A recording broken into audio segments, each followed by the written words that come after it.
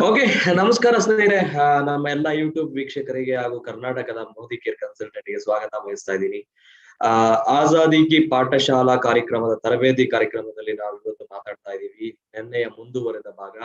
So selling skills ನಲ್ಲಿ ಮೊದಲನೇ ಭಾಗ ನಿನ್ನೆ ಡಿಸ್ಕಸ್ ಮಾಡಿದ್ವಿ. ಹೇಗೆ ಪ್ರಾಸ್ಪೆಕ್ಟ್ ಜೊತೆ, ಹೊಸ ಪ್ರಾಸ್ಪೆಕ್ಟ್ ಜೊತೆ ನಮ್ಮ ಮೀಟಿಂಗ್ ಅಥವಾ ನಮ್ಮ ಕಂಪನಿಯ ಬಗ್ಗೆ, ನಮ್ಮ ಬಿಸ್ನೆಸ್ ಆಪರ್ಚುನಿಟಿಯ ಬಗ್ಗೆ ಒಂದು ಕ್ಯೂರಿಯಾಸಿಟಿನ ಹುಟ್ಟು ಹಾಕ್ತಾ ಅವರ ಜೊತೆ ಅಪಾಯಿಂಟ್ಮೆಂಟ್ ಅನ್ನ ಫಿಕ್ಸ್ ಮಾಡ್ಕೊಳ್ಳೋದಕ್ಕೆ ನಾವು ಪೂರ್ವ ತಯಾರಿ ಹೇಗಿರಬೇಕು, ಅವರ ಜೊತೆ ಮಾತಾಡಬೇಕಾದ್ರೆ ಹೇಗೆ ಮಾತಾಡಬೇಕು, ತದನಂತರ ಅಪ್ಲೈನ್ ಸಹಾಯದ ಮೂಲಕ ಮತ್ತಷ್ಟು ಹೇಗೆ ಅದನ್ನ ಮೆರುಗು ಕೊಡಬಹುದು ಅಂತ ನಾವು ಕಲ್ತ್ಕೊಂಡ್ವಿ.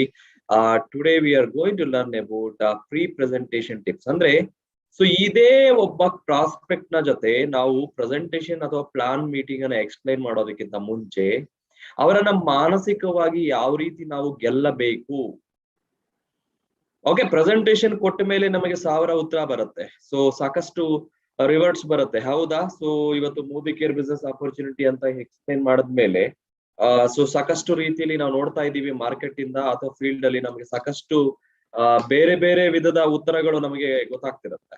ಕೆಲವರು ಒಪ್ಕೋಬಹುದು, ಕೆಲವರು ತನ್ನದೇ ಆದ ಕಮೆಂಟ್ ಗಳನ್ನ ನಾವು ಇದ್ ಮಾಡ್ತಾ ಇರ್ತಾರೆ.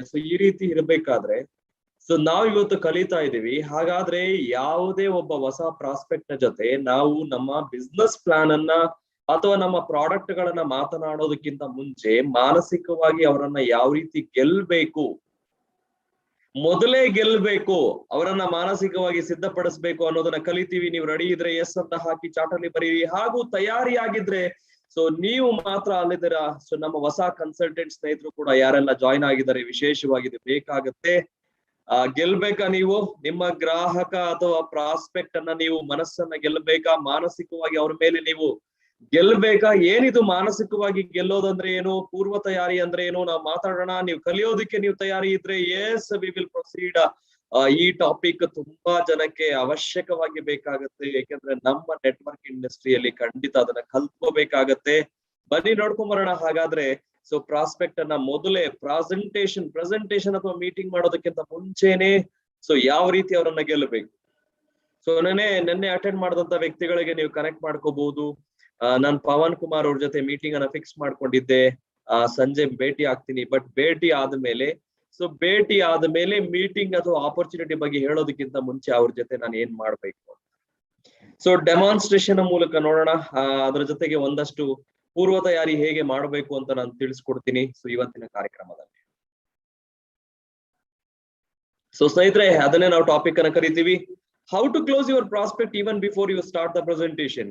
ನೀವಿನ್ನು ಏನು ಹೇಳೋದಕ್ಕಿಂತ ಮುಂಚೆನೆ, ಅಥವಾ ಮೀಟಿಂಗ್ ಸ್ಟಾರ್ಟ್ ಮಾಡೋದಕ್ಕಿಂತ ಮುಂಚೆನೆ, ಅಥವಾ ನೀವು ಪ್ಲಾನ್ ಎಕ್ಸ್ಪ್ಲನೇಷನ್ ಮಾಡೋದಕ್ಕಿಂತ ಮುಂಚೆನೆ, ಡೆಮೋ ಮಾಡೋದಕ್ಕಿಂತ ಮುಂಚೆನೆ ಅವರನ್ನ ಕ್ಲೋಸ್ ಮಾಡೋದು ಹೇಗೆ, ಅಂದ್ರೆ ಅವರನ್ನ ಕ್ಲೋಸ್ ಮಾಡೋದಂದ್ರೆ ಏನು, ಗೆಲ್ಲೋದು ಹೇಗೆ ಅಂತ.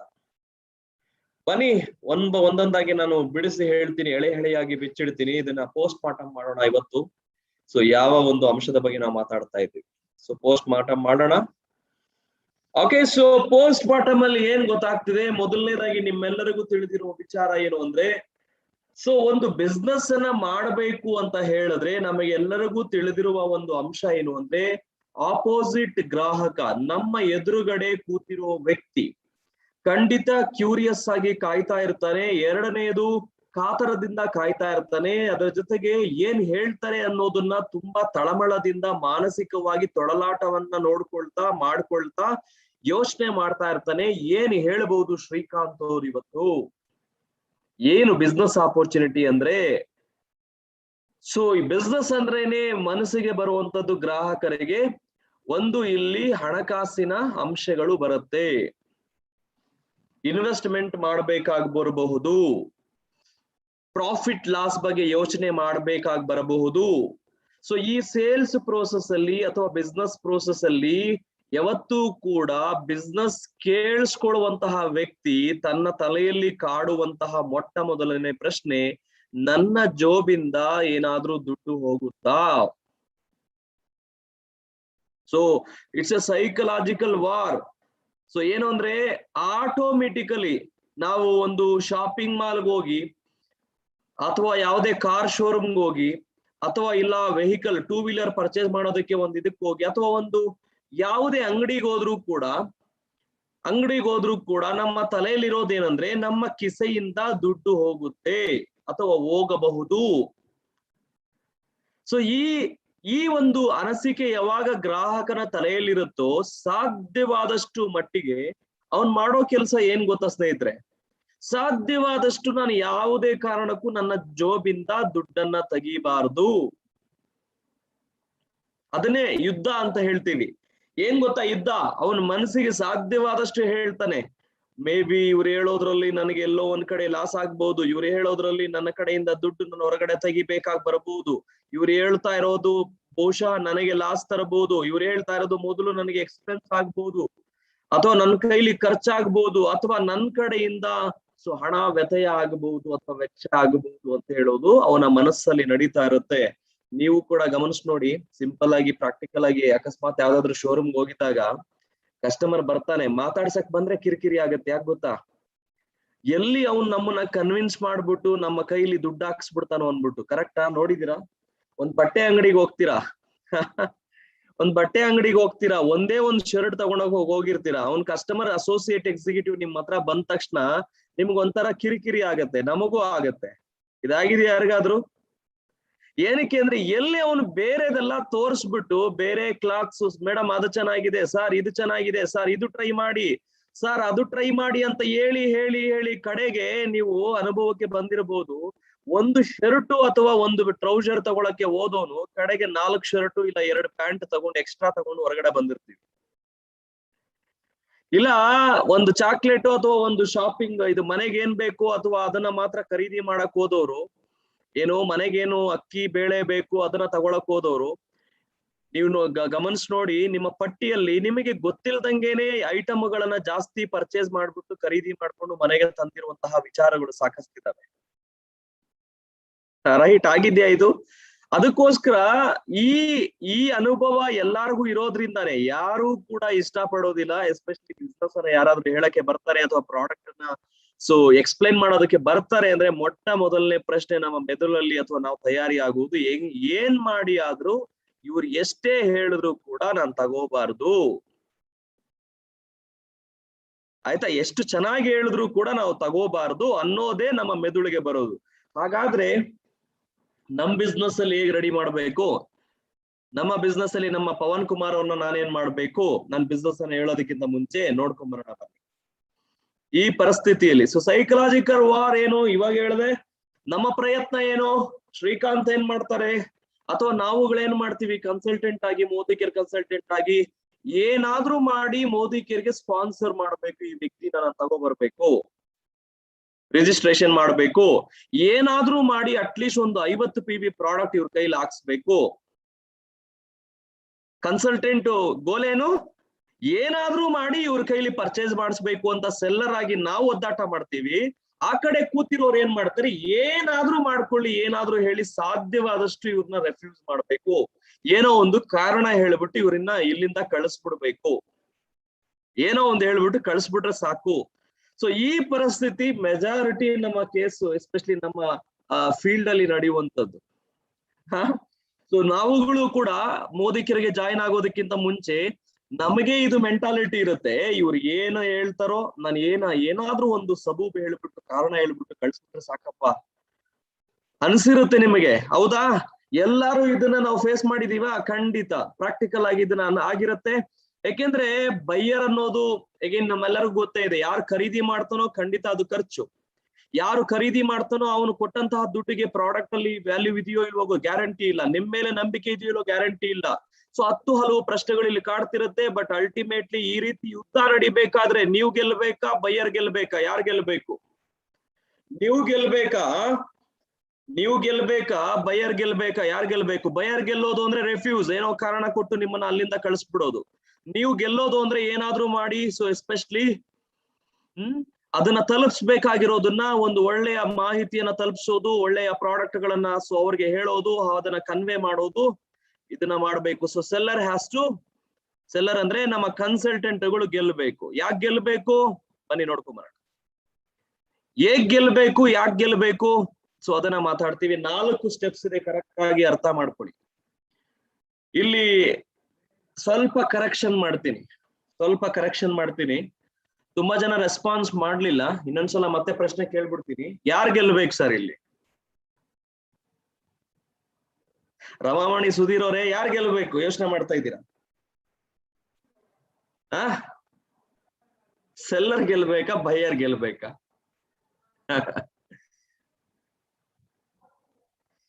ಇರಿ ನೋಡೋಣ, ಆಕ್ಚುಲಿ ನಮ್ಮ ಯೂಟ್ಯೂಬ್ ಅಲ್ಲಿ ಏನೇನ್ ಆಗ್ತಾವ್ರ ನೋಡೋಣ. ಯಾಕೆಂದ್ರೆ ಇದು ಬಾರಿ ಮಜಾ ಕೊಡುವಂತದ್ದು ಅಂಡ್ ಗಂಭೀರವಾಗಿ ಯೋಚನೆ ಮಾಡುವಂತದ್ದು ಅಂಡ್ ಇಂಪಾರ್ಟೆಂಟ್ ಟಾಪಿಕ್ ಇದು. ಇಲ್ಲಿ ಯಾರು ಗೆಲ್ಬೇಕು ಅನ್ನೋದು ಪ್ರಶ್ನೆ.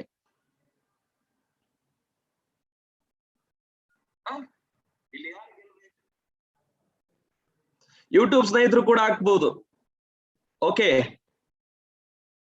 ಸುಜಿತಾ ಮಹೇಶ್ ಅವರೇ, ಕಂಗ್ರಾಚುಲೇಷನ್, ನೀವೊಬ್ರೇ ನೋಡಿ ಹಾಕಿರೋದು. ಸ್ನೇಹಿತರೆ ಉತ್ತರ ಏನ್ ಗೊತ್ತಾ ಅಂದ್ರೆ, ಆಕ್ಚುಲಿ ನಿಮಗೂ ಕೂಡ ಇದು ಅಕ್ಸೆಪ್ಟ್ ಆಗತ್ತೆ, ಅಗ್ರಿ ಆಗತ್ತೆ, ನಾನು ಹೇಳೋ ಉತ್ತರ ನಿಮಗೆ ಇಷ್ಟ ಆಗತ್ತೆ. ಇಬ್ರು ಗೆದ್ರೆ ಹೇಗಿರುತ್ತೆ?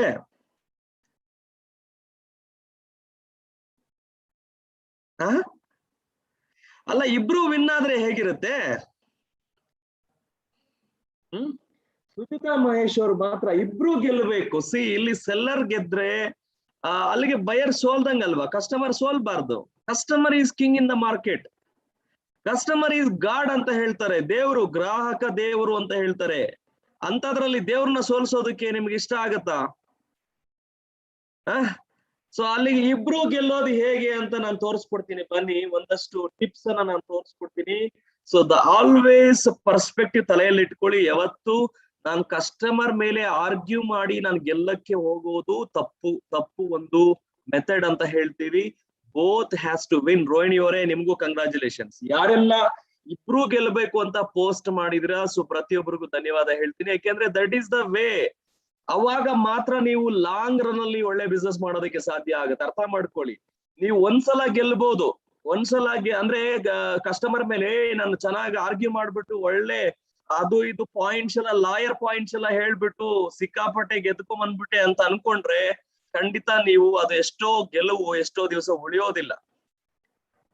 ಬಟ್ ಇಬ್ರು ಗೆದ್ಕೊಂಡ್ ಬಂದಾಗ ಅದು ಎಷ್ಟೋ ದಿವಸ ಆ ಗೆಲುವು ನಿಮಗೆ ತೃಪ್ತಿ ಕೊಡುತ್ತೆ. ಎಷ್ಟೋ ದಿವಸ ಆ ಗ್ರಾಹಕ ನಿಮ್ ಜೊತೆ ಇರ್ತಾನೆ. ಬನ್ನಿ ಹಾಗಾದ್ರೆ ಇಬ್ರು ಗೆಲ್ಲೋದು ಹೇಗೆ ಅಂತ ನೋಡ್ಕೊಂಬರ. Okay, so 4 easy steps to win over your prospect. So ನಿಮ್ಮ ಪ್ರಾಸ್ಪೆಕ್ಟ್ ಮೇಲೆ ನೀವು ಗೆಲ್ತೀರಾ. ನಿಮ್ಮ ಪ್ರಾಸ್ಪೆಕ್ಟ್ ಹೇಗೆ ಗೆಲ್ಬೇಕು ಅನ್ನೋದನ್ನ ನಾವು ಒಂದೊಂದಾಗಿ ನಾನು ಬಿಚ್ಚಿಡ್ತೀನಿ. ಸೊ ಎಳೆಯಾಗಿ ಬಿಚ್ಚಿಡ್ತೀನಿ.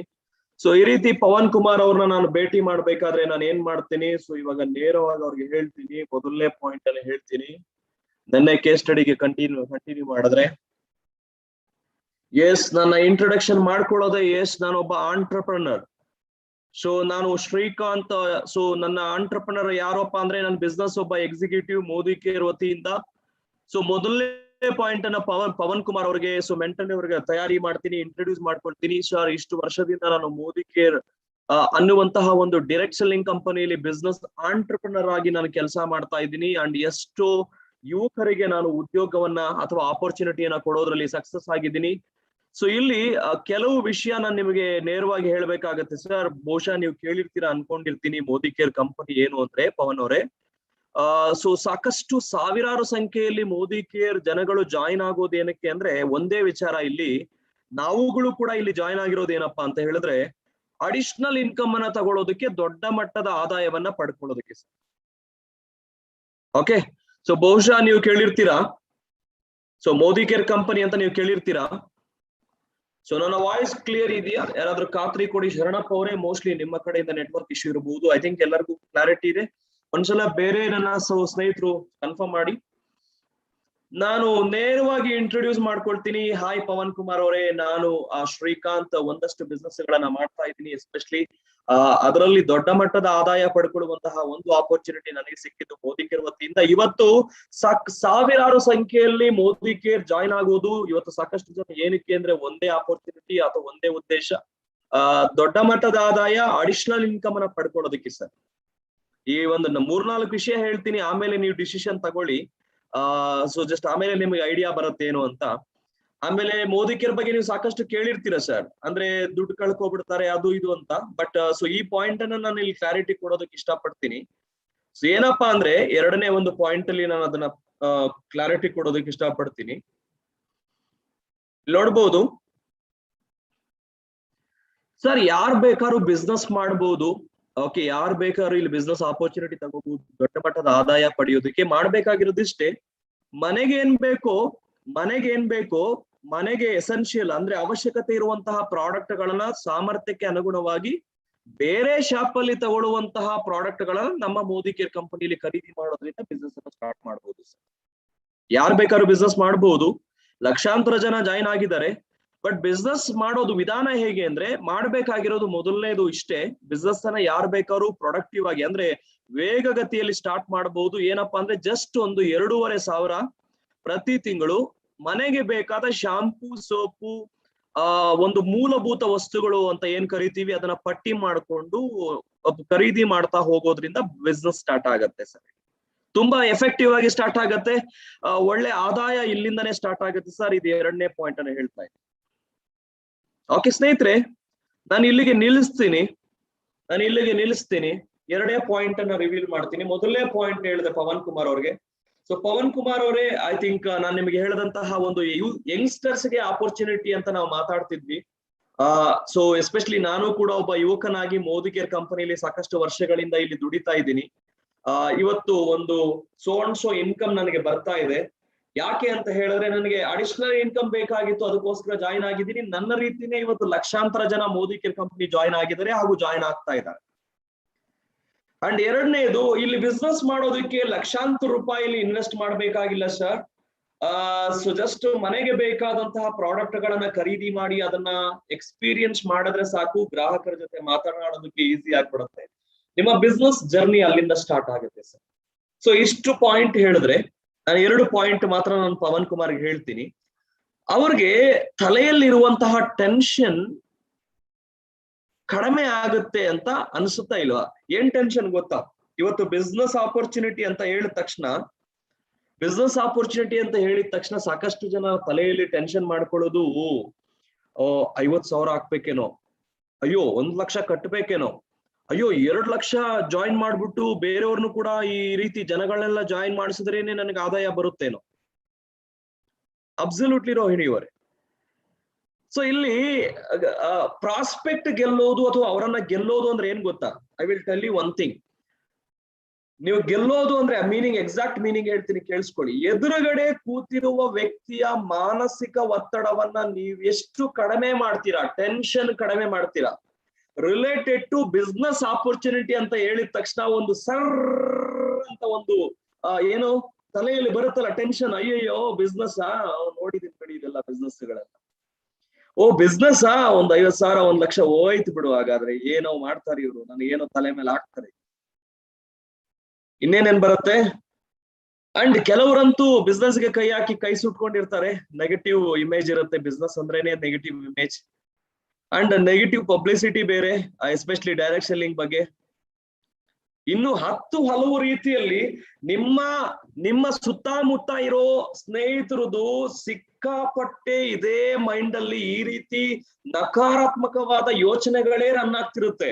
ಯಾವಾಗ ನೆಗೆಟಿವ್ ಆಸ್ಪೆಕ್ಟ್ ತಲೆಯಲ್ಲಿ ಮೈಂಡ್ ಅಲ್ಲಿ ಇರುತ್ತೋ ಅವನು ಟೆನ್ಷನ್ ಆಗ್ತಾನೆ, ನಿಮ್ಮನ್ನು ಟೆನ್ಷನ್ ಮಾಡ್ತಾನೆ. ಅವರು ಟೆನ್ಷನ್ ಆಗ್ತಾರೆ, ನೀವು ಕೂಡ ಟೆನ್ಷನ್ ಆಗ್ತೀರಾ. ಯಾಕೆಂದ್ರೆ ಅವರ ಬಾಡಿ ಲ್ಯಾಂಗ್ವೇಜ್ ಅಲ್ಲಿ ಟೆನ್ಷನ್ ಕಾಣಿಸ್ತಿರುತ್ತೆ.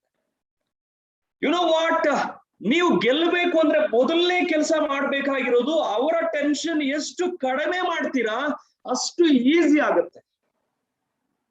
ಟೆನ್ಷನ್ ಅಂದ್ರೆ ಏನ್ ಗೊತ್ತಾ? ನಿಧಾನಕ್ಕೆ ಕ್ಲಾರಿಟಿ ಕೊಡ್ತಾ ಹೋಗೋದು. ಅವನ್ಗೇನ್ ಟೆನ್ಷನ್ ಇದೆ? ರಿಸ್ಕ್ ಇದೆ ಅಂತ ಟೆನ್ಷನ್ ಇದೆ. ನೀವು ಅವನ್ಗೆ ಇಮ್ಮಿಡಿಯೇಟ್ ಆಗಿ ಖಾತ್ರಿ ಕೊಡಬೇಕು ರಿಸ್ಕ್ ಇಲ್ಲ ಅಂತ. ಅವನ್ಗೇನ್ ಅನಿಸ್ತಾ ಇದೆ? 50,000 ಇಲ್ಲ 1 ಲಕ್ಷ ಇದ್ರಲ್ಲಿ ಇನ್ವೆಸ್ಟ್ಮೆಂಟ್ ಮಾಡ್ಬೇಕು ಅಂತ ಅನಿಸ್ತಿದೆ. ಇಮ್ಮಿಡಿಯೇಟ್ ಆಗಿ ಅವನ್ಗೆ ಒಂದು ಕ್ಲಾರಿಟಿ ಕೊಡ್ಬೇಕು, ನೀನೆಲ್ಲ 50,000 1 ಲಕ್ಷ ಅಥವಾ ಇನ್ವೆಸ್ಟ್ಮೆಂಟ್ ಮಾಡ್ಬಿಟ್ಟು ಈ ಬಿಸ್ನೆಸ್ ಮಾಡೋದು ಅವಶ್ಯಕತೆ ಇಲ್ಲ. ಜಸ್ಟ್ ನಿನ್ನ ಪ್ರಾಡಕ್ಟ್ ಮನೆಗೆ ಏನ್ ಬೇಕು ಖರೀದಿ ಮಾಡ್ಕೊಂಡು ಇಮ್ಮಿಡಿಯೇಟ್ ಆಗಿ ಬಿಸ್ನೆಸ್ ಸ್ಟಾರ್ಟ್ ಮಾಡಬಹುದು ಅಂತ ಹೇಳ್ಬಿಟ್ಟು 2ನೇ ಪಾಯಿಂಟ್ ಅಲ್ಲಿ ನಾನು ಟೆನ್ಷನ್ ಕಡಿಮೆ ಮಾಡ್ತೀನಿ. ಅವನಿಗೆ ಡೈರೆಕ್ಟ್ ಆಗಿ ಹೇಳ್ತಾ ಇದ್ದೀನಿ, my dear brother Pavan Kumar ji, ನೀವೇನು ಮಾಡಬೇಕಾಗಿಲ್ಲ. ಸೊ ನಮ್ಮ ಸುತ್ತಮುತ್ತಲು ಇರೋ ಜನಗಳಿಗೆ ನಮ್ಮ ಮೋದಿ ಕೇರ್ ಪ್ರಾಡಕ್ಟ್ ಗಳನ್ನ ಅಥವಾ ಮೊದಲು ನೀವು ನಿಮಗೆ ಸಾಮರ್ಥ್ಯಕ್ಕೆ ತಕ್ಕಂತೆ ಬೇರೆ ಶಾಪ್ ಅಲ್ಲಿ ಖರೀದಿ ಮಾಡುವಂತಹ ಉತ್ಪನ್ನಗಳನ್ನ 2,500 5,000 ಎಷ್ಟಾಗುತ್ತೋ ಅಷ್ಟು ಪ್ರಾಡಕ್ಟ್ ಗಳನ್ನ ಖರೀದಿ ಮಾಡಿ ನಿಮ್ಮ ಬಿಸ್ನೆಸ್ ಅಲ್ಲಿಂದನೇ ಸ್ಟಾರ್ಟ್ ಆಗುತ್ತೆ ಸರ್. ಸೊ ಮೊದಲನೇದು ಹೇಳಿದೆ, ನಾನು ಆಪರ್ಚುನಿಟಿ ತಂದಿರೋದು, ಕ್ಲಾರಿಟಿ ಕೊಟ್ಟೆ ಅವನಿಗೆ, ಟೆನ್ಷನ್ ಕಡಿಮೆ ಮಾಡಿದೆ. ಏನು ಇದು ತಲೆ ಕೆಡಿಸ್ಕೊಳ್ಳೋದು ಏನಿಲ್ಲ, ನಾವು ಇಷ್ಟು ವರ್ಷದಿಂದ ಈ ಆಪರ್ಚುನಿಟಿನ ನಾವು ರೆಕಮೆಂಡ್ ಮಾಡ್ತಾ ಇದೀವಿ, ಲಕ್ಷಾಂತರ ನಂಬರ್ಸ್ ಕೊಡ್ತೀನಿ, ಕರ್ನಾಟಕದಲ್ಲಿ ಇಷ್ಟು ಜನ ಬಿಸ್ನೆಸ್ ಗೆ ಜಾಯಿನ್ ಆಗಿದ್ದಾರೆ ಅಂಡ್ ಇಷ್ಟು ಜನ ಮಾಡ್ತಾ ಇದ್ದಾರೆ ಅಂತ ನಂಬರ್ ಹೇಳ್ತೀನಿ ಮೊದಲನೇ ಪಾಯಿಂಟ್ ಅಲ್ಲಿ. ಎರಡನೇ ಪಾಯಿಂಟ್ ಅಲ್ಲಿ ಬಿಸ್ನೆಸ್ ಹೆಂಗೆ ಜಾಯಿನ್ ಆಗ್ಬೇಕು, ಏನ್ ಮಾಡ್ಬೇಕು ಅಂತ ಎರಡನೇ ಪಾಯಿಂಟ್ ಅಲ್ಲಿ ಹೇಳ್ತೀನಿ. ಅರ್ಧ ಟೆನ್ಷನ್ ಕಡಿಮೆ ಆಯ್ತಾ ಇಲ್ವಾ? ಟೆನ್ಷನ್ ಕಡಿಮೆ ಆಯ್ತಾ ಇಲ್ವಾ? ಯಾವ ರೀತಿ ಟೆನ್ಷನ್? ಓ ಬಿಡಪ್ಪ, ಐ ಥಿಂಕ್ 2000 ಅಷ್ಟೇ ಅಲ್ವಾ, 2500, ನೋಡೋಣ, ಟ್ರೈ ಮಾಡೋಣ. ಇನ್ವೆಸ್ಟ್ಮೆಂಟ್ ರಿಸ್ಕ್ ಕಡಿಮೆ ಇದೆ. ಐ ಥಿಂಕ್ ಎಷ್ಟೋ ಬಿಸ್ನೆಸ್ ಗಳಲ್ಲಿ 50,000, ಬೇರೆ ಕಂಪನಿಗಳಲ್ಲಿ 2 ಲಕ್ಷ ಕಟ್ಟಬಿಟ್ಟು ಜಾಯಿನ್ ಆಗ್ಬೇಕು ಅಂತ ಹೇಳ್ತಾರೆ, ಬೇರೆ ಬೇರೆ ಏನೇನೋ ಹೇಳ್ತಾರೆ. ಇವ್ರು ಬರೀ ಬೇರೆ ಕಡೆ ಶಾಪ್ ಅಲ್ಲಿ ಖರೀದಿ ಮಾಡೋದು, ಮೋದಿ ಕೇರ್ ಅಲ್ಲಿ ಖರೀದಿ ಮಾಡಕ್ ಹೇಳ್ತಾ ಇದಾರಲ್ಲ, ಪ್ರಾಡಕ್ಟ್ ಚೆನ್ನಾಗಿದ್ರೆ ನೋಡೋಣ ಬಿಡು ಅನ್ನೋದು ಟೆನ್ಷನ್ ಕಡಿಮೆ. ಸೊ ಮಾನಸಿಕವಾಗಿ ರೆಡಿ ಮಾಡ್ತಾ ಇದ್ದೇನೆ. ಒಂದು ಅವನಿಗೆ ಮೊದಲನೇ ಪಾಯಿಂಟ್ ಅಲ್ಲಿ ಕ್ಲಾರಿಟಿ ಕೊಟ್ಟಿದ್ದೇನಂದ್ರೆ, ಮೈ ಡಿಯರ್ ಫ್ರೆಂಡ್ಸ್, ಓಕೆ, ಇದು ಬಿಸ್ನೆಸ್ ಆಪರ್ಚುನಿಟಿ ಯಾರಿಗೆ? ಯಂಗ್ಸ್ಟರ್ಸ್ಗೆ. ಏನಕ್ಕೆ? ಆದಾಯ, ಅಡಿಷನಲ್ ಇನ್ಕಮ್. ನೀನು ವೃತ್ತಿಯಲ್ಲಿ ಇದೆಯಾ, ಇಂಜಿನಿಯರ್ ಇದೆಯಾ, ನಿನಗೆ ಒಂದು 15,000, 20,000, 25,000, 30,000 ಸಂಬಳ ಬರ್ತಾ ಇದೆ, ಒಂದ್ 20,000 ಅಡಿಷನಲ್ ಇನ್ಕಮ್ ಬಂದ್ರೆ ಯಾರಾದ್ರೂ ಬೇಡ ಅಂತಾರ? ಮೊದಲನೇದು ಕರೆಕ್ಟ್ ಆಗಿ ಹೇಳ್ತಾ ಇದೆ ಸರ್. ನೀವು ಪ್ರೊಫೆಷನ್ ಬಿಟ್ಟು ಬರಬೇಡಿ, ನೀವು ಮಾಡ್ಕೊಳ್ಳಿ. ಸೊ ಇಲ್ಲಿ ಸಾಕಷ್ಟು ಜನ ಇರೋದು ಅಡಿಷನಲ್ ಇನ್ಕಮ್ಗೋಸ್ಕರ. ಆ ಅಡಿಷನಲ್ ಬಿಗ್ ಇನ್ಕಮ್ ಇದ್ರ ಮೂಲಕ ಸಿಗುತ್ತೆ. ನೀವೇನಾದ್ರೂ ಮೆಂಟಲ್ ರೆಡಿ ಆಮೇಲೆ ಡಿಸೈಡ್ ಮಾಡೋಣ. ಸೊ ಇದು ಎರಡನೇ ಪಾಯಿಂಟ್ ಸ್ನೇಹಿತರೆ. ಸೊ ಎರಡನೇ ಪಾಯಿಂಟ್ ಆದ್ಮೇಲೆ ಬನ್ನಿ ಮೂರನೇ ಪಾಯಿಂಟ್. ಮತ್ತೆ ನನ್ನ ಗೋಲ್ ಏನ್ ಗೊತ್ತಾ? ಇನ್ನು ಟೆನ್ಷನ್ ಕಡಿಮೆ ಮಾಡ್ಬೇಕು ಅವ್ರಿಗೆ. ಇನ್ನು ನಾನು ಟೆನ್ಷನ್ ಕಡಿಮೆ ಮಾಡೋದು ಮೂರನೇ ಪಾಯಿಂಟ್ಗೆ ಹೋಗ್ತೀನಿ. ಸೊ ಏನಿಲ್ಲಿ ಟೆನ್ಷನ್ ಕಡಿಮೆ ಮಾಡೋದಕ್ಕೆ ಏನಿದೆ ಅಂತ ನೋಡೋಣ ಸರ್. ಕೆಲವರು ತುಂಬಾ ಜನ ಏನ್ ಮಾಡ್ತಾರೆ ಅಂದ್ರೆ, ಕೆಲವ್ರು ಜಾಯಿನ್ ಆಗ್ತಾರೆ, ಕೆಲವ್ರು ಜಾಯಿನ್ ಆಗಲ್ಲ. ಯಾಕೆ ಸರ್ ಅಂದ್ರೆ, ಸೊ ಇವ್ರು ಜಾಯಿನ್ ಆಗಿರೋರ್ಗೆಲ್ಲ ಬಹುಶಃ ಅವ್ರಿಗೆ ಮೇ ಬಿ ಎಕ್ಸ್ಟ್ರಾ ಇನ್ಕಮ್ ಬೇಕು ಅಂದ್ಬಿಟ್ಟು ಜಾಯಿನ್ ಆಗ್ತಾರೆ ಸರ್.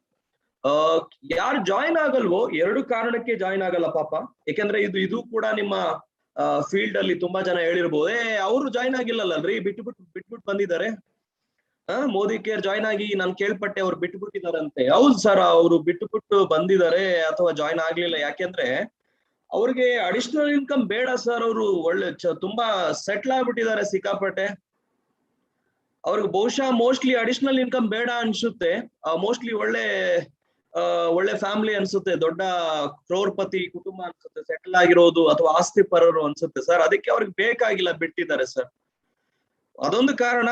ಇಲ್ಲ ಎರಡನೇ ಕಾರಣ ಸರ್, ಕೆಲವ್ರು ಜಾಯಿನ್ ಆಗಲ್ಲ ಯಾಕೆಂದ್ರೆ ಅವ್ರಿಗೆ ಪಾಪ ಸೊ ತಿಂಗಳಿಗೆ 2,500 ಖರ್ಚು ಮಾಡಿ ಮನೆಗೆ ಏನ್ ಬೇಕೋ, ಜೀವನಕ್ಕೆ ಏನ್ ಬೇಕೋ ಪ್ರಾಡಕ್ಟ್ ಗಳನ್ನ ಖರೀದಿ ಮಾಡುವಷ್ಟು ಕೂಡ ಬಹುಶಃ ಅವ್ರಿಗೆ ಇನ್ಕಮ್ ಇಲ್ಲ ಅನ್ಸುತ್ತೆ ಸರ್.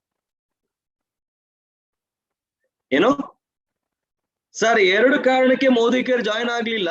ಒಂದು ಪ್ರಾಬಬಲಿ ಇಂಟ್ರೆಸ್ಟ್ ಇಲ್ಲ. ಯಾಕೆ ಇಂಟ್ರೆಸ್ಟ್ ಇಲ್ಲ ಅಂದ್ರೆ, ಮೋಸ್ಟ್ಲಿ ಅವ್ರಿಗೆ ಅಡಿಷನಲ್ ಇನ್ಕಮ್ ಬೇಡ ಅನ್ಸುತ್ತೆ ಸರ್. ಅವ್ರಿಗೆ ಬರ್ತಿರೋ ಆದಾಯ ಸಾಕು ಅನ್ಸುತ್ತೆ. ಇಲ್ಲ ವೆಲ್ ಸೆಟಲ್ಡ್ ಆಗಿರ್ಬೇಕು ಅವರು. ಮೋಸ್ಟ್ಲಿ ಅವ್ರಿಗೆ ಅದ್ರ ಬಗ್ಗೆ ಅರಿವು ಇಲ್ಲ ಅನ್ಸುತ್ತೆ. ಯಾಕೆ ಇವತ್ತಿನ ದಿನಗಳಲ್ಲಿ ಮೋಸ್ಟ್ಲಿ ಅಡಿಷನಲ್ ಇನ್ಕಮ್ ಯಾಕೆ ಬೇಕು ಅಂತ ಗೊತ್ತಿಲ್ಲ ಅನ್ಸುತ್ತೆ. ಇನ್ನು ಸೀರಿಯಸ್ ಆಗಿ ತಗೊಂಡಿಲ್ದೇ ಇರಬಹುದು. ಸೊ ನಾನ್ ನಿಮ್ಮನ್ನ ಕೇಳ್ತೀನಿ ಪ್ರಾಕ್ಟಿಕಲ್ ಆಗಿ, ನೀವ್ ಯಾರೆಲ್ಲ ನೋಡ್ತಾ ಇದ್ದೀರಾ 275 ಜನ, ಅಡಿಷನಲ್ ಇನ್ಕಮ್ ಏನು ಬೇಕನ್ಸುತ್ತಾ, ಇಲ್ಲ ಬೇಡವಾ, ಇಲ್ಲ ಏನು ಎಲ್ಲ ಸೆಟ್ಲ್ ಆಗಿದ್ದೀರಾ, ಹೇಗೆ ನೀವು? ಏನ್ ದೊಡ್ಡ ಬಸವ ಅವ್ರೆ, ಸೆಟ್ಲ್ ಆಗಿದ್ದೀರಾ? ಕೋಟ್ಯಾಧಿಪತಿನ, ಲಕ್ಷಾಧಿಪತಿನ ನೀವು? ಸೊ ಕೋಟ್ಯಾಧಿಪತಿ ಇದ್ರು, 50,000, 1 ಲಕ್ಷ ಪಗಾರ ಇದ್ರು ಕೂಡ ನಿಮ್ಗೇನು ಬೇಕನ್ಸುತ್ತಾ, ಹೇಗೆ? ಅಡಿಷನಲ್ ಇನ್ಕಮ್ ಇವತ್ತಿನ ದಿನಗಳಲ್ಲಿ ಯಾಕೆ ಬೇಕು ಅಂತ ನಾವು ಪೋಸ್ಟ್ ಮಾಡ್ಬೋದಾ? ಸೊ ದೊಡ್ಡ ಬಸವ ಅವರೇ ಯಾರಾದ್ರೂ ಹೇಳಿದ್ರೆ ಅವೆಲ್ಲ ಆಗಲ್ಲ ಬಿಡ್ರಿ ಅಂತ ಹೇಳಿದ್ರೆ ಸರಿ, ಓಕೆ. ಆಗಲ್ಲ ಬಿಡ್ರಿ ಅಂದ್ರೆ ಅರ್ಥ ಏನು? ಮೋಸ್ಟ್ಲಿ ಅವನಿಗೆ ಇನ್ನು ಜೀವನದ ಬೆಲೆ ಅಥವಾ ಜೀವನಕ್ಕೆ ಬೇಕಾದ ಆದಾಯ ಅಥವಾ ಜೀವನ ಅಂದ್ರೆ ಏನು ಮೋಸ್ಟ್ಲಿ ಇನ್ನೂ ತಿಳ್ಕೊಳ್ತಾ ಇರ್ಬೋದು ಪಾಪ ಅವರು, ಇನ್ನು ಸೀರಿಯಸ್ನೆಸ್. ಯಾಕೆಂದ್ರೆ ಇವತ್ತಿನ ಮಟ್ಟದಲ್ಲಿ ನೋಡಿದ್ರೆ ಒಂದು ದಾರಿ ಅಥವಾ ಒಂದು ರೂಟ್ ಮೇಲೆ ಅಥವಾ ಒಂದು ಆದಾಯದ ಮೇಲೆ ಡಿಪೆಂಡ್ ಆಗುವುದು ಎಷ್ಟರ ಮಟ್ಟಿಗೆ ಸರಿ ಅಂತ ನಾನು ನಿಮ್ಮನ್ನ ನೀವು ಪ್ರಶ್ನೆ ಕೇಳ್ಕೊಳ್ಳಿ ಸರ್. ಅಂಡ್ ಲಾಸ್ಟ್ 2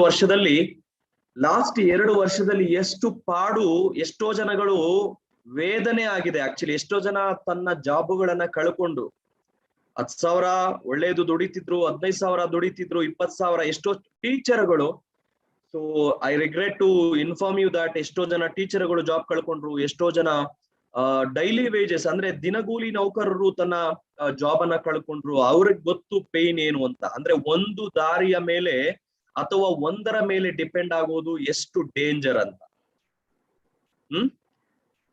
ಹಾಗಾದ್ರೆ ಈಗ ಹೇಳಿ, ಎರಡನೇ ದಾರಿ ಅಥವಾ ಸೆಕೆಂಡರಿ ಸೋರ್ಸ್ ಆಫ್ ಇನ್ಕಮ್, ಎರಡನೇ ದಾರಿಯ ಮೂಲಕ ನಮಗೆ ಅಡಿಷನಲ್ ಇನ್ಕಮ್ ಬೇಕಾ ಬೇಡವಾ ಅಂತ ಅನಿಸುತ್ತಾ? ಸೊ ಹಾಗಾದ್ರೆ ಈ ಒಂದು ಪಾಯಿಂಟ್ ಅಲ್ಲಿ ನಿಮ್ಮ ಗ್ರಾಹಕ ಅಥವಾ ನಿಮ್ಮ ಪ್ರಾಸ್ಪೆಕ್ಟ್ ಗೆ ಅವನ ಜೊತೆ ಮಾನಸಿಕವಾಗಿ ನೀವು ಎಮೋಷನಲಿ ಇಲ್ಲಿ ಆಟ ಆಡ್ತಾ ಇದೀವಿ. ಸ್ವಲ್ಪ ಒಂದೊಂದು ಸಲ ಮನುಷ್ಯನಿಗೆ ಎಮೋಷನಲ್ ಆಗಿ ನಾವು ಮಾತನಾಡಿದಾಗ ಮಾತ್ರ ಅವ್ರಿಗೆ ಅರ್ಥ ಆಗತ್ತೆ, ರಿಯಲೈಸ್ ಆಗತ್ತೆ, ಇಲ್ಲಾಂದ್ರೆ ಅರ್ಥ ಆಗೋದಿಲ್ಲ. ನಾನು ಈ 3ನೇ ಸ್ಟೆಪ್ ಅಲ್ಲಿ ಸ್ವಲ್ಪ ನಾನು ಮಾನಸಿಕವಾಗಿ ನಾನು ಒಂಚೂರು ಆಟ ಆಡ್ತಾ ಇದ್ದೀನಿ. ಹೇಗ್ ಗೊತ್ತಾ? ನಾನಲ್ಲಿ ಈ ಮನುಷ್ಯನಿಗೆ ಎರಡು ಕಾಯಿಲೆ ಇದೆ. ಒಂದು ಈಗೋ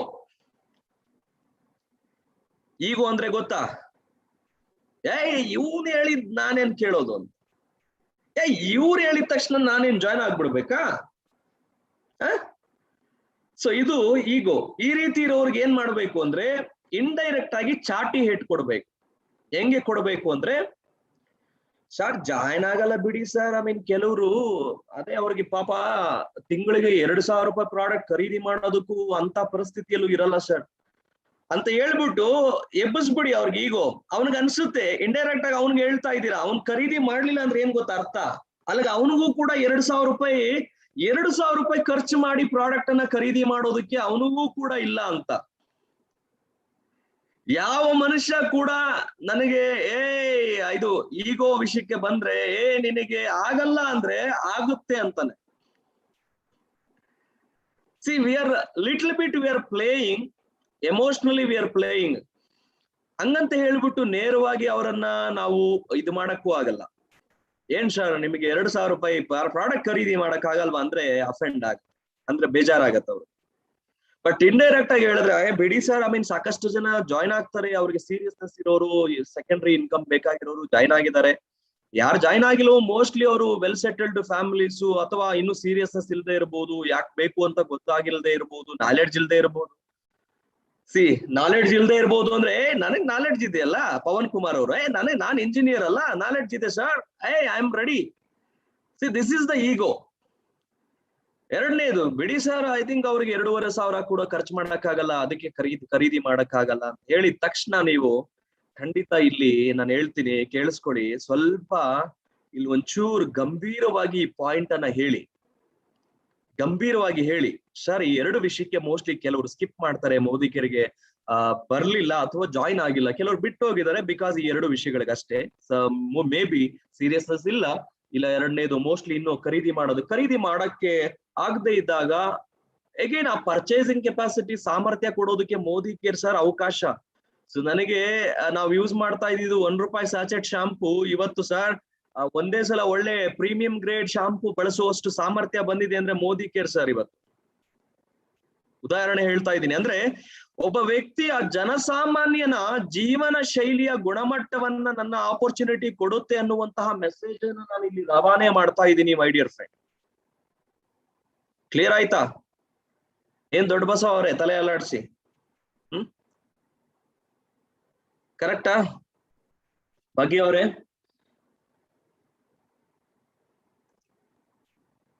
okay, so final point is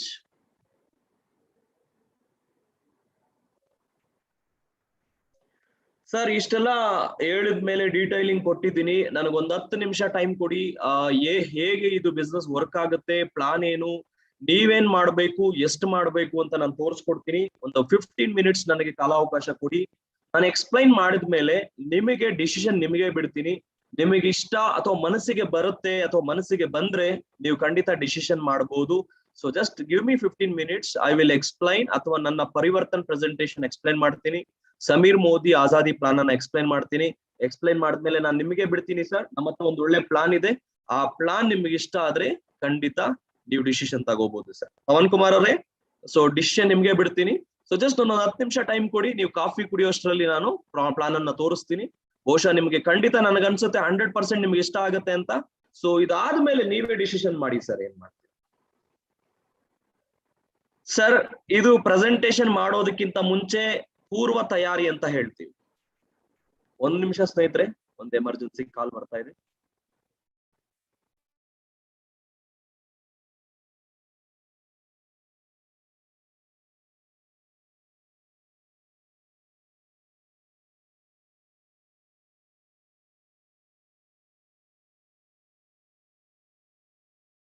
okay, so ಸ್ನೇಹಿತರೆ ನಾನು ಕೇಳಿದೆ ನಿಮಗೆ. ಓಕೆ, ನಾನ್ ಸಮೀರ್ ಮೋದಿ ಪ್ಲಾನ್ ಅನ್ನ ಎಕ್ಸ್ಪ್ಲೈನ್ ಮಾಡ್ತೀನಿ, ಆಮೇಲೆ ಡಿಸಿಷನ್ ನಿಮಗೆ ಬಿಡ್ತೀನಿ, ನೀವು ಡಿಸೈಡ್ ಮಾಡಿ.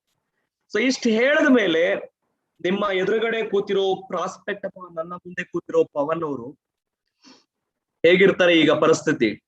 ಟೆನ್ಷನ್ ಕಡಿಮೆ ಆಗಿದೆಯಾ? ಟೆನ್ಷನ್ ಕಡಿಮೆ ಆಗಿದೆಯಾ ಇಲ್ವಾ ಈ ಒಂದು 4 ಅಂಶಗಳನ್ನ ಹೇಳಿದ ಮೇಲೆ? ಮೊದಲನೇ ಅಂಶದಲ್ಲಿ ನಾನು ಕ್ಲಾರಿಫಿಕೇಶನ್ ಕೊಟ್ಟೆ, my dear Pavan Kumar ji, my dear friend.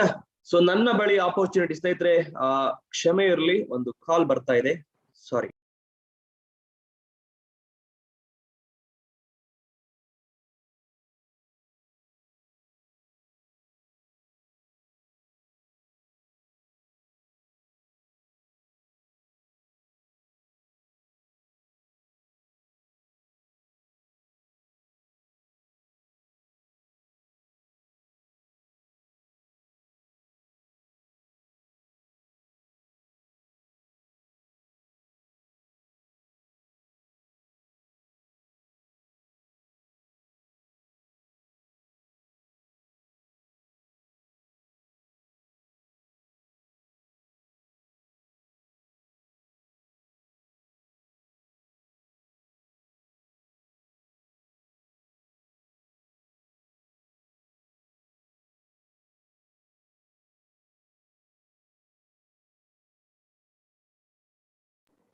So sorry ಸ್ನೇಹಿತರೆ, ಒಂದು ಎಮರ್ಜೆನ್ಸಿ ಕಾಲ್ ಇತ್ತು, ಸಾರಿ.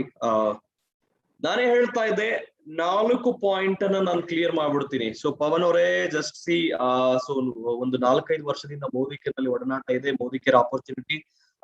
ನಾನ್ ಸಮೇತ ನನ್ ಸಮೇತ ಸಾಕಷ್ಟು ಲಕ್ಷಾಂತರ ಜನ ಇವತ್ತು ಕರ್ನಾಟಕದಲ್ಲಿ ಬಿಸ್ನೆಸ್ ಮಾಡ್ತಾ ಇದ್ದಾರೆ. ಒಂದೇ ಉದ್ದೇಶ ಇಟ್ಕೊಂಡು ಮಾಡ್ತಾ ಇದ್ದಾರೆ, ಮೈನ್ಲಿ ಬಂದು ಅಡಿಷನಲ್ ಇನ್ಕಮ್ ತಗೊಳ್ಳೋದಕ್ಕೋಸ್ಕರ. ಅಂಡ್ ಎರಡನೇದೇನಪ್ಪಾ ಅಂತ ಹೇಳಿದ್ರೆ, ನನ್ನ ಪಾಯಿಂಟ್ ಅನ್ನ ಹೇಳಿದೆ, ಸುಮಾರು ಜನ ಯಾವ ರೀತಿ ಬಿಸ್ನೆಸ್ ಸ್ಟಾರ್ಟ್ ಮಾಡ್ತಾರೆ ಅಂದ್ರೆ, ಮನೆಗೆ ಬೇಕಾಗಿರೋ ಪ್ರಾಡಕ್ಟ್ ಅನ್ನ ಖರೀದಿ ಮಾಡ್ಕೊಂಡು ಜಸ್ಟ್ ಜಾಯ್ನ್ ಆಗ್ತಾ ಇದ್ದಾರೆ. ನೀವು ಅಷ್ಟೇ ಮಾಡಬಹುದು. ಜಸ್ಟ್ 2,500 5,000 ರೂಪಾಯಿ ನಮ್ಮ ಸಾಮರ್ಥ್ಯಕ್ಕೆ ತಕ್ಕಂತೆ ಪ್ರಾಡಕ್ಟ್ ಅನ್ನ ಖರೀದಿ ಮಾಡ್ಕೊಂಡು ಸೇವಿಂಗು ಮಾಡ್ಕೋಬಹುದು, ಲಾಯಲ್ಟಿ ಕೂಡ. ನಾನು ಅದನ್ನ ಎಕ್ಸ್ಪ್ಲೈನ್ ಮಾಡ್ತೀನಿ. 3ನೇ ಪಾಯಿಂಟ್ ಏನಂದ್ರೆ, ತುಂಬಾ ಜನ ಅವ್ರು ಕೇಳ್ಬಹುದು, ಮೇ ಬಿ ಪವನ್ ಅವರು, ಸರ್ ನಾನು ತುಂಬಾ ಕೇಳಿದೀನಿ, ಐ ಥಿಂಕ್ ಮೋದಿ ಕೇರ್ ಬಗ್ಗೆ ಕೇಳಿದೀನಿ, ಬಟ್ ತುಂಬಾ ಜನ ಬಿಟ್ಟು ಹೋಗ್ತಾರಲ್ಲ ಸರ್, ಐ ಮೀನ್ ಯಾರು, ಕೆಲವರೆಲ್ಲ ಜಾಯ್ನ್ ಆಗಲ್ಲ, ಕೆಲವರೆಲ್ಲ ಬಿಟ್ಟು ಹೋಗಿರ್ತಾರೆ. ಹೌದು ಸರ್, ನೀವ್ ಹೇಳಿದ್ದು ಕರೆಕ್ಟ್ ಇದೆ ಪವನ್ ಅವರೇ, ನೀವ್ ಹೇಳಿದ್ದು ಕರೆಕ್ಟ್ ಇದೆ. ತುಂಬಾ ಜನ ಮಾಡೋದಿಲ್ಲ, ಏನಿಗೆ ಅಂದ್ರೆ ಪಾಪ ಅವ್ರಿಗೆ ಇನ್ನೂ ಅಡಿಷನಲ್ ಇನ್ಕಮ್ ಬೇಕಾ ಬೇಡವಾ ಅಂತ ಖಾತ್ರಿ ಇಲ್ಲ ಸರ್. ಆ ಸೀರಿಯಸ್ನೆಸ್ ಇಲ್ಲ, ಅದು ಅಡಿಷನಲ್ ಸೋರ್ಸ್ ಆಫ್ ಇನ್ಕಮ್. ಯಾಕಂದ್ರೆ ನೀವು ನಿಮ್ ಜೊತೆ ಲಾಸ್ಟ್ ಟೈಮ್ ನಾನು ಮಾತಾಡ್ಬೇಕಾದ್ರೆ ನನಗೆ ಗೊತ್ತಾಯ್ತು, ನಿಮಗೆ ಎಸ್ಪೆಷಲಿ ಎಷ್ಟು ಆಸ್ಪಿರೇಷನ್ಸ್ ಇದೆ, ಗೋಲ್ ಇದೆ, ಎಷ್ಟು ಡ್ರೀಮ್ಸ್ ಇದೆ. ನಮ್ಮೆಲ್ಲರಿಗೂ ಗೊತ್ತೇ ಇದೆ, ಇವತ್ತಿನ ಖರ್ಚುಗಳನ್ನ ನಾವು ಸರಿದೂಗಿಸ್ಕೋಬೇಕು ಅಂದ್ರೆ ಬರೀ ನಾವು ಮಾಡ್ತಿರೋ ಕೆಲಸದಲ್ಲಿ ಅಥವಾ ಒಂದೇ ಆದಾಯದ ಮೇಲೆ ನಿರ್ಧಾರ ಆಗಲ್ಲ. ಸೊ ಆ ಒಂದು ನಿಟ್ಟಲ್ಲಿ ಐ ಥಿಂಕ್ ತುಂಬಾ ಜನ ಮೋಸ್ಟ್ಲಿ ಅದರ ಬಗ್ಗೆ ನಾಲೆಡ್ಜ್ ಇಲ್ಲ ಅನ್ಸುತ್ತೆ. ಅಂಡ್ ಎರಡನೇದು, ಕೆಲವರು ಖಂಡಿತ ಜಾಯಿನ್ ಆಗಲ್ಲ ಸರ್, ಯಾಕೆಂದ್ರೆ ಪಾಪ ಅವ್ರಿಗೆ 2,000 ಎಲ್ಲ ಖರ್ಚು ಮಾಡಕ್ ಆಗಲ್ಲ ಸರ್. ಕೆಲವರು ಜಾಯಿನ್ ಆಗಲ್ಲ, ಬಟ್ 2,000 2,500 ಪ್ರಾಡಕ್ಟ್ ಅನ್ನ ಖರೀದಿ ಮಾಡೋದಕ್ಕೆ ಪಾಪ ಆಗಲ್ಲ. ಬಟ್ ಆದ್ರೂ ಕೂಡ ಅವ್ರನ್ನ ನಾವು ಜಾಯಿನ್ ಮಾಡಿಸಿ ಆ ಪರ್ಚೇಸಿಂಗ್ ಕೆಪಾಸಿಟಿ ಇನ್ಕ್ರೀಸ್ ಮಾಡೋದಕ್ಕೋಸ್ಕರನೇ ಮೋದಿ ಕೇರ್ ಆಪರ್ಚುನಿಟಿ ಸರ್. ಅವರ ಜೀವನ ಶೈಲಿಯ ಗುಣಮಟ್ಟ ಇಂಪ್ರೂವ್ ಮಾಡೋದಕ್ಕೋಸ್ಕರನೇ ನಾವ್ ಇದನ್ನ ಹೇಳ್ತಾ ಇದೀವಿ ಸರ್. ಅಂಡ್ 4ನೇದು ಸರ್, ನಿಮ್ಗೆ ಇಷ್ಟ ಹೇಳಿದ ಮೇಲೆ ಪವನ್ ಅವರೇ, ನಾನು ಒಂದು 10-15 ನಿಮಿಷ ಟೈಮ್ ಕೊಡಿ, ನಾನು ಪ್ಲಾನ್ ಹೇಳ್ತೀನಿ ಆಯ್ತಾ, ಏನು ಉಪಯೋಗ ಆಗುತ್ತೆ ಅಂತ ಹೇಳ್ತೀನಿ, ಸೇವಿಂಗ್ಸ್ ಎಷ್ಟಾಗುತ್ತೆ ಅಂತ ಹೇಳ್ತೀನಿ. ಸೊ ಇದನ್ನ ಮಾಡ್ಬೋದಾ ಇಲ್ವಾ ಅಂತ ನೀವು ಡಿಸಿಷನ್ ಮಾಡಬಹುದು. ನಾನು 15 ನಿಮಿಷ ಎಕ್ಸ್ಪ್ಲೈನ್ ಮಾಡ್ತೀನಿ. So that's all friends. ಮಾನಸಿಕವಾಗಿ, ಸೈಕಲಾಜಿಕಲಿ ನಿನ್ನ ಎದುರುಗಡೆ ಕೂತಿರುವಂತಹ ಗ್ರಾಹಕನನ್ನ ಪೂರ್ವ ತಯಾರಿ ಮಾಡ್ತಾ ಇದ್ದೀರಾ. ಸೊ ಇವಾಗ ನೀವು ಪ್ರೆಸೆಂಟೇಶನ್ ಅನ್ನ ಮಾಡ್ಬೇಕಾದ್ರೆ ಪ್ರತಿಯೊಂದು ಪಾಯಿಂಟ್ ಅನ್ನ ಕೂಡ ಮನಸ್ಸಿಟ್ಟು ಕೇಳ್ತಾನೆ. ಯಾಕೆ ಗೊತ್ತಾ? ಸೊ ಇವ್ರು ಹೇಳ್ತಿರೋದು ನೋಡಿದ್ರೆ ಇದ್ರಲ್ಲಿ ಏನೋ ಇರಬೇಕು, ನೋಡೋಣ, ನಾವು ನೋಡೋಣ, ಅರ್ಥ ಮಾಡ್ಕೊಳ್ಳೋಣ. So he will listen very attentively. So ನೀವು ಅವರನ್ನ ಕೂಡ್ಸೋದಕ್ಕೆ ಪೂರ್ವ ತಯಾರಿ ಈ ರೀತಿ ಮಾಡಿದ್ರಿ. ಸೊ ಯಾಕೆ ಇನ್ನೊಂದು ರೀಸನ್ ಏನಂದ್ರೆ, ಕೇಳ್ತಾನೆ ಅಂದ್ರೆ ನೆಕ್ಸ್ಟ್ 15 ಮಿನಿಟ್ಸ್ ಅಲರ್ಟ್ ಆಗಿ ಅಂದ್ರೆ ಟೆನ್ಷನ್ ಕಮ್ಮಿ ಮಾಡಿದಿರಲ್ಲ, ಏನು ರಿಸ್ಕ್ ಇಲ್ಲ ಅನ್ನೋ ಟೆನ್ಷನ್ ಕಡಿಮೆ ಮಾಡಿದೀರಾ, ಅವ್ರಿಗೆ ಕ್ಲಿಯರ್ ಆಗಿ ಹೇಳಿದೀರಾ, ಅಂದ್ರೆ ದೊಡ್ಡ ಮಟ್ಟದ ಇನ್ವೆಸ್ಟ್ಮೆಂಟ್ ಬೇಕಾಗಿಲ್ಲ ಅಂತ ಕ್ಲಿಯರ್ ಆಗಿ ಹೇಳಿದೀರಾ. ಅಂಡ್ ಪ್ರಾಡಕ್ಟ್ ಅನ್ನ ಮನೆಗೆ ಏನ್ ಬೇಕು ಅದನ್ನ ಖರೀದಿ ಮಾಡ್ಕೊಂಡು ಸ್ಟಾರ್ಟ್ ಮಾಡೋದು ಅಂತ ಹೇಳಿದೀರಾ. ಅಂಡ್ ಅವ್ರಿಗೆ ಕ್ಲಿಯರ್ ಆಗಿ ಹೇಳ್ತಾ ಇದ್ದೀರಾ, ನಿಮಗೋಸ್ಕರ additional source of income, extra income ಬೇಕಂದ್ರೇನೆ ನೀವು ಇದನ್ನ ಡಿಸಿಷನ್ ಮಾಡ್ಕೊಳ್ಳಿ ಅಂತ ಹೇಳ್ತಾ ಇದ್ದೀರಾ. ಹಾಗಾದ್ರೆ ನಿಮ್ಮ ಗ್ರಾಹಕ ನಿಮ್ಮ ಮಾತು ಕೇಳಕ್ಕೆ ಇವಾಗ ರೆಡಿ ಇಲ್ವಾ? ಖಂಡಿತ ರೆಡಿ ಇರ್ತಾನೆ. ಅವನಿಗೆ ನಿಜವಾಗ್ಲೂ ಅವನಿಗೆ ಅದು ಹಸಿವಿದ್ರೆ, ನಿಜವಾಗ್ಲೂ ದುಡಿಬೇಕು, ನಿಜವಾಗ್ಲೂ ಆದಾಯ ಬೇಕು ಅನ್ನುವಂತಹ ವ್ಯಕ್ತಿ ಇವಾಗ ಕೇಳಿಸ್ಕೊಳ್ತಾನೆ. ಕೇಳಿಸ್ಕೊಂಡ್ಮೇಲೆ ಅರ್ಥ ಮಾಡ್ಕೊಳ್ತಾನೆ, ಆಮೇಲೆ ಜೆನ್ಯೂನ್ ಆಗಿ ನಿಮಗೆ ಉತ್ತರ ಕೊಡ್ತಾನೆ. ಸೊ ಅವನ್ಗೆ ಇಷ್ಟ ಆಗಿದ್ರೆ ನೀವು ಪ್ರಾಥಮಿಕ ಹಂತದಲ್ಲೇ ಅವರ ಬಾಡಿ ಲ್ಯಾಂಗ್ವೇಜ್ ಅಲ್ಲಿ ಗೊತ್ತಾಗತ್ತೆ ಈ ವ್ಯಕ್ತಿಗೆ ನಿಜವಾಗೂ ಇಂಟ್ರೆಸ್ಟ್ ಇದೆಯಾ ಇಲ್ವಾ ಅಂತ. ಇವಾಗೆ ನಾವು ಅಳತೆ ಮಾಡ್ಬಿಟ್ಟು ನಾವು ಡಿಸೈಡ್ ಮಾಡಬಹುದು, ನನ್ನ ಸಮಯ ಒಬ್ಬ ಸರಿಯಾದ ಗ್ರಾಹಕನಿಗೆ ಕೊಡ್ತಾ ಇದ್ದೀನಾ ಇಲ್ವಾ ಅನ್ನೋದು ಪೂರ್ವ ತಯಾರಿಯಲ್ಲಿ ನಡೆದೋಗುತ್ತೆ. That's all my dear friends, ಇವತ್ತಿನ ಕಾರ್ಯಕ್ರಮದಲ್ಲಿ ನಾನು ನಿಮಗೆ ಕೊಡಬೇಕಾದಂತಹ ಮಾಹಿತಿ, ಇನ್ಫಾರ್ಮೇಶನ್, ಟೆಕ್ನಿಕ್. ಸೊ ಇದನ್ನ ನಿಮ್ಮದೇ ಭಾಷೆಯಲ್ಲಿ, ನಿಮ್ಮದೇ ಒಂದು ರೀತಿಯಲ್ಲಿ ಆ 4 ಪಾಯಿಂಟ್ ಅನ್ನ ಅಳವಡಿಸ್ಕೊಡೋದಕ್ಕೆ ಟ್ರೈ ಮಾಡಿ. ಏನು, ನಿಮ್ಮ ಗ್ರಾಹಕನ ಟೆನ್ಷನ್ ಕಡಿಮೆ ಮಾಡೋದಕ್ಕೆ ಮಾನಸಿಕವಾಗಿ. 4 ಪಾಯಿಂಟ್ ಹೇಳಿದಾಗ ಇಲ್ಲಿ ನೀವು ಗೆಲ್ತೀರಾ, ಅದ್ರ ಜೊತೆಗೆ ನಿಮ್ಮ ಪ್ರಾಸ್ಪೆಕ್ಟಿವ್ ಕೂಡ ಟೆನ್ಷನ್ ಕಡಿಮೆ ಆದ್ರೆ ಅವರು ಗೆಲ್ತಾರೆ, ಅವರು ನಿಮ್ಮನ್ನ ಕೇಳ್ತಾರೆ. ಅದಕ್ಕೋಸ್ಕರ ಹೇಳಿದ್ರು ವಿನ್ ವಿನ್ ಸಿಚುಯೇಷನ್. ಇಲ್ಲ ಅಂದ್ರೆ ಏನಾಗುತ್ತೆ, ನೀವು ಟೆನ್ಷನ್ ಅಲ್ಲೇ ಪ್ಲಾನ್ ಎಕ್ಸ್ಪ್ಲೈನ್ ಮಾಡ್ಬೇಕು.